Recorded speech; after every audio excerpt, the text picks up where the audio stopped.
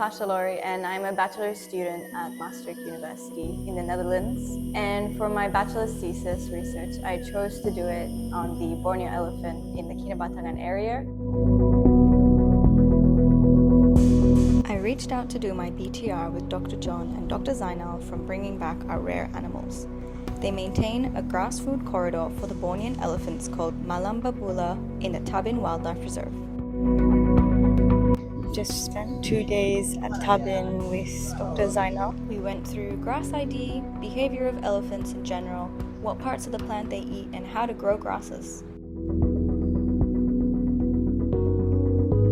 Nah, sampai sudah. Ini Kinabatangan River. The Kinabatangan area is located in northeast Sabah, the Malaysian state of Borneo. The Kinabatangan River is Sabah's longest river, measuring 560 kilometers in length, and home to Borneo's diverse wildlife, including the Bornean elephant. I was referred to Dr. Farina, who is the director of a local NGO, Seratu Aatai. Seratu Aatai means solidarity in Malay and is the central body for Bornean elephant conservation in the Kinabatangan area. Dr. John also referred me to Respect, which is an NGO short for Responsible Elephant Conservation Trust, who have created and maintained the only grass food corridor for the Bornean elephant in the Kinabatangan area. I worked with Seratu Aatai to collect data for my field study. Today we will start our data taking. Hi everyone, my name is Verlene. Saya Jojo. Konita. Didi bin Muhammad Taib. Nama saya Muhammad Nabi Nur Hazmi bin Muhammad Nat. 50 meters. Nama saya Daniel. Max.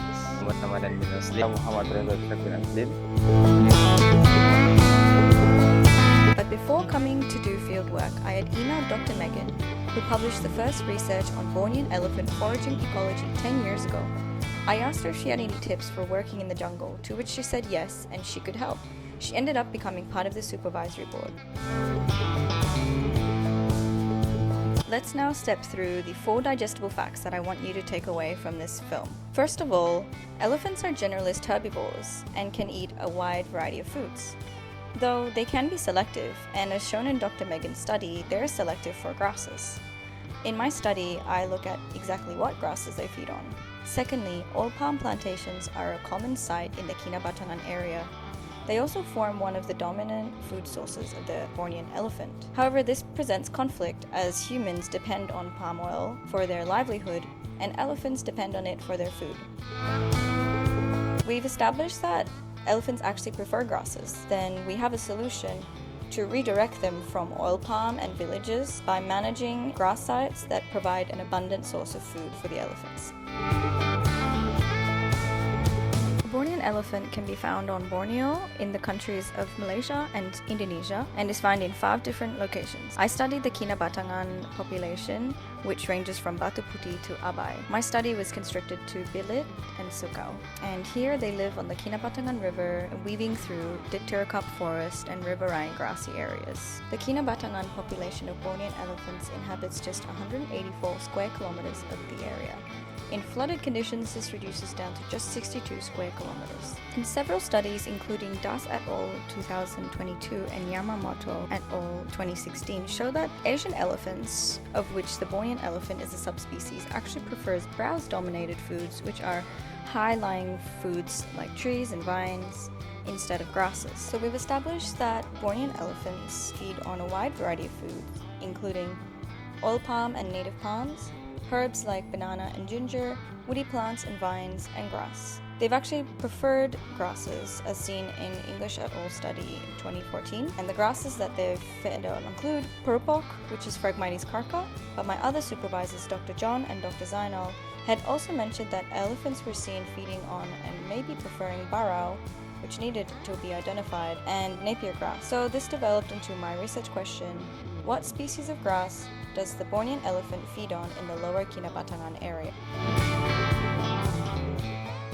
There were several ethical considerations for my study. First of all, the Bornean elephant is an endangered species, so I had to be careful in studying them. I chose to study them post-feeding to avoid the direct observation causing them to be stressed with people being in close vicinity. I also acquired the required permission from the Sabah Wildlife Department to do my study in the Kinabatangan area on the Bornean elephants. Furthermore, I was accompanied by a local team from Seratu Aatai who assisted greatly in data collection, logistics, safety, and identification of resource use and plant growth forms. I respected the local traditions, customs, and laws of the land, practicing the rule of Kampunan, which is a belief of orang sungai to not speak or think of food derived from the river when deciding to cross the Kinabatangan River. Siapa puasa hari ini? Siapa puasa? Inilah dua ini. Tidak orang pingsan.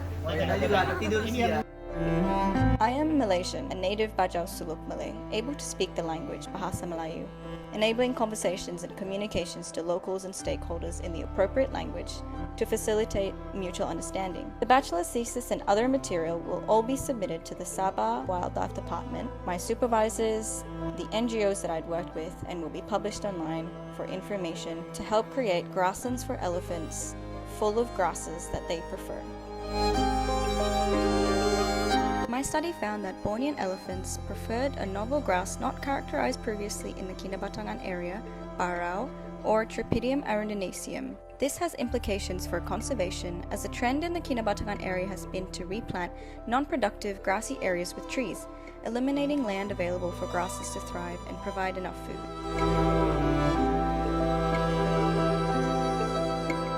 Furthermore, with the increased advent of Bornean elephants feeding on oil palm and crops in villages, the creation and management of grasslands for Bornean elephants may redirect reliance from oil palm and villages' crops to grasses. Thank you for listening, and stay curious. We cannot be wronged in the advent of knowing more, and even if we fail in doing so, it is still better than not trying at all. I hope this video inspires you to go out, ask questions, and find answers to our most important and pressing problems.